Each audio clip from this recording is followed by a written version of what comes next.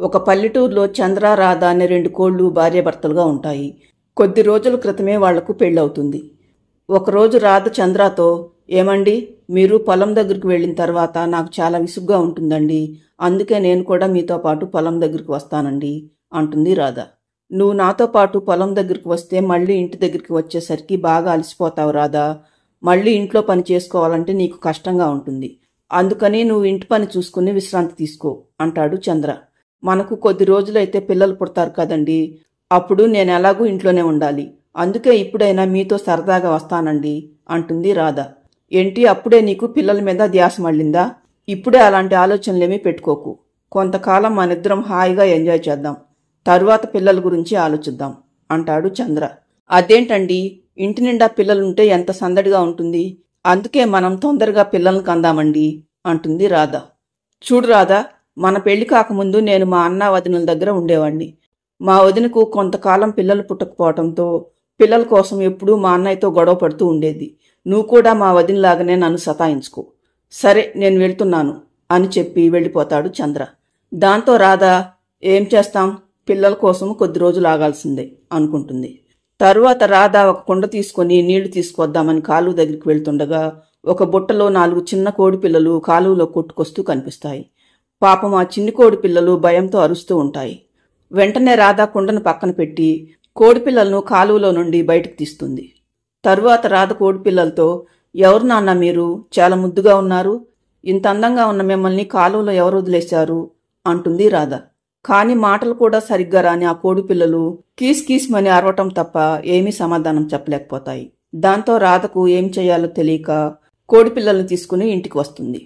సాయంత్రం చంద్ర ఇంటికి రాగానే కోడిపిల్లల అరుపులు వినపడతాయి. దాంతో ఇంట్లోకి వచ్చి చూసిన చంద్రకు 4 కోడిపిల్లలు కనపడటంతో చాలా ఆశ్చర్యపోతాడు. ఏంటి రాధా, ఉదయమే కదా మనకి ఇప్పుడప్పుడే పిల్లలు వద్దని చెప్పాను, మరింతలోని కోడిపిల్లలు ఎలా వచ్చారు అంటాడు చంద్ర. ఉదయం నేను నీళ్లు తీసుకురావటానికి కాలువ దగ్గరికి వెళ్ళానండి. అప్పుడు పాపం ఈ చిన్ని కోడిపిల్లలు కాలువలో పడి కొట్టుకుపోతూ కనిపించాయి.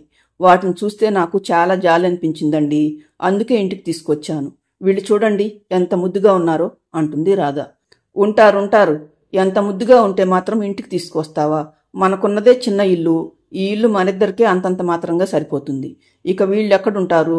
మనిద్దరం కొంతకాలంగా ఏకాంతంగా ఉండాలనే మనకి ఇప్పుడప్పుడే పిల్లలు వద్దని చెప్పాను. ఇప్పుడు ఏకంగా 4 పిల్లల్ని తీసుకుని ఇంటికి వచ్చావు.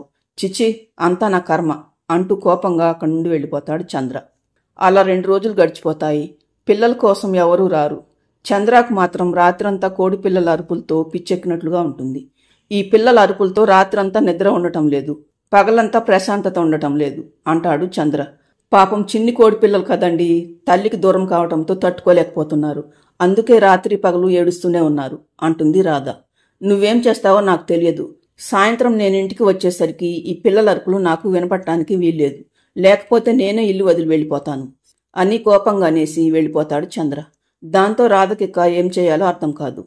సరే, పిల్లలు దొరికిన కాలువ చుట్టుపక్కల వాళ్లకు సంబంధించిన వాళ్ళు ఎవరైనా కనపడతారేమో చూద్దాం అనుకున్న రాధ కాలువ దగ్గరికి వెళ్ళి అక్కడ చుట్టుపక్కలంతా వెతుకుతుంది.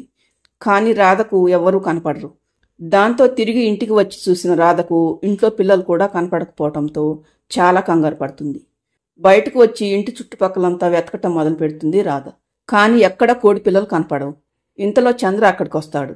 వెంటనే రాధ చంద్రతో, ఏమండి, నేను బయటకు వెళ్ళి వచ్చేసరికి పిల్లలు 4 కనపడటం లేదండి అంటుంది కంగారుగా.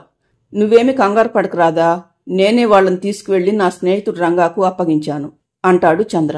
రంగాకి ఎందుకండి అప్పగించటం అంటుంది రాధ. వాడికి పిల్లలు లేరు కదా రాధా, అందుకే ఆ పిల్లలు 4 పెంచుకోవటానికి ఒప్పుకున్నాడు. అందుకే పిల్లల్ని తీసుకువెళ్లి రంగాకు అప్పగించి వస్తున్నాను అంటాడు చంద్ర. నేను వచ్చే వరకు ఆగాల్సింది కదండి. అప్పుడు మనిద్దరం వెళ్లి రంగా భార్యతో కూడా మాట్లాడి పిల్లల్ని అప్పగించి వచ్చేవాళ్ళం కదా అంటుంది రాధ. ఏం కాదులే రాధా, వాడేమీ కొత్తవాడు కాదు కదా.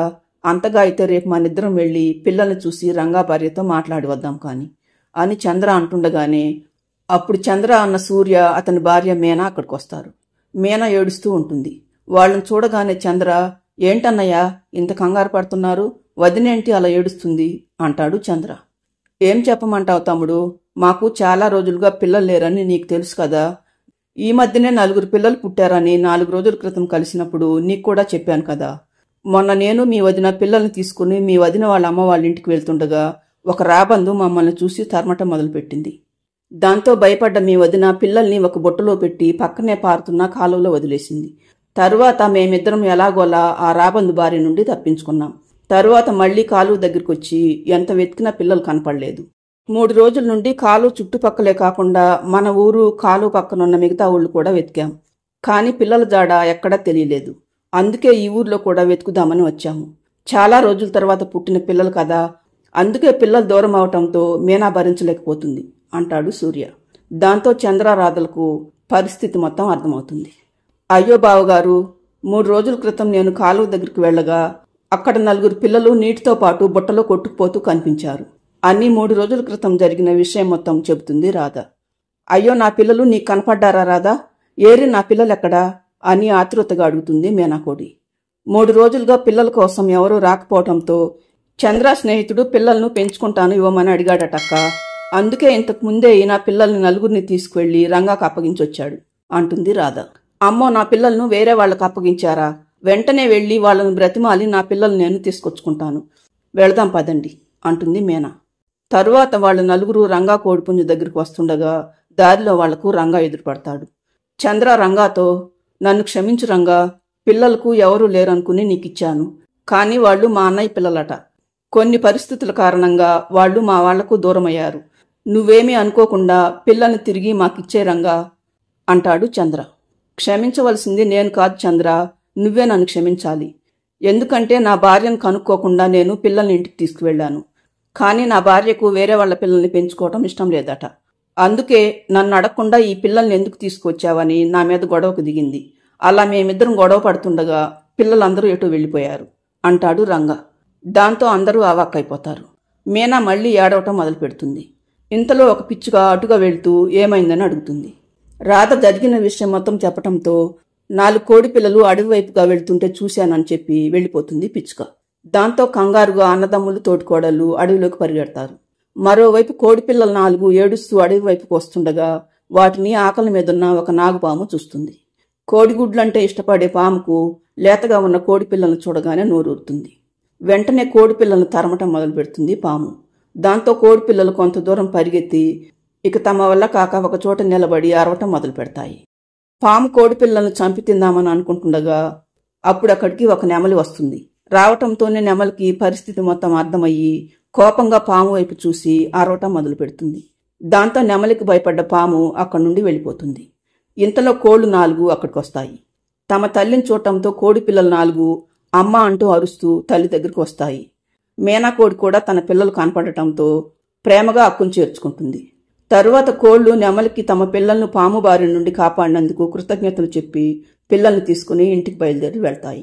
అలా ఎన్నో కష్టాలు పడ్డ తర్వాత చిన్ని కోడి పిల్లలు తమ తల్లి దగ్గరకు చేరుతాయి.